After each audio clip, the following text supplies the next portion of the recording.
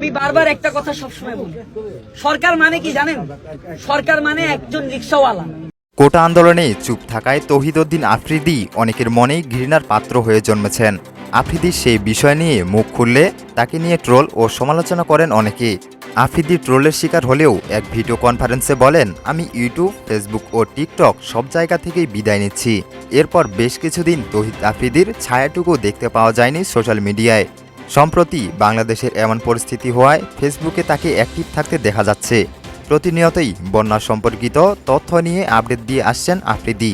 আফ্রিদিকে দেখতে পাওয়া যাচ্ছে বন্যার্তদের পাশে গিয়ে ত্রাণ বিতরণ করতে।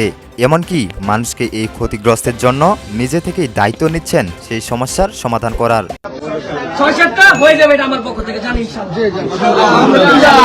বাংলাদেশের এই ভয়াবহ দুর্ঘটনার জন্য বন্যার্তদের প্রতিনিয়ত দিয়ে আসেন সান্ত্বনা।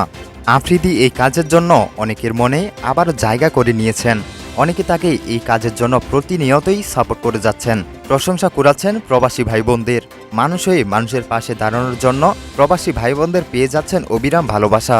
তবে আফ্রিদিকে অনেকেই সাপোর্ট করলেও কেউ কেউ বানিয়েছেন হাসির পাত্র। অনেকেই বলছেন তৌহিদ আফ্রিদি সময়ের সদ্ব্যবহার করছেন।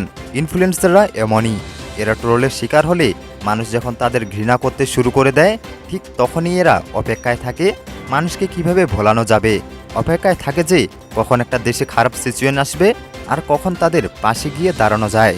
অনেকে তো এও বলছেন তারা যতই খারাপ মানুষ হোক, তাদের মনে তো এতটুকু হলেও করুণা রয়েছে, খারাপ সময়ে তো পাশে দাঁড়িয়েছে।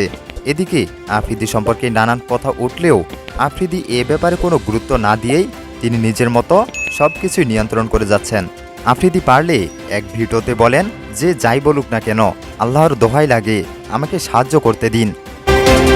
প্রিয় ভিউয়ার্স, আফ্রিদি সম্পর্কে আপনার কি মতামত অবশ্যই কমেন্টে জানাতে ভুলবেন না।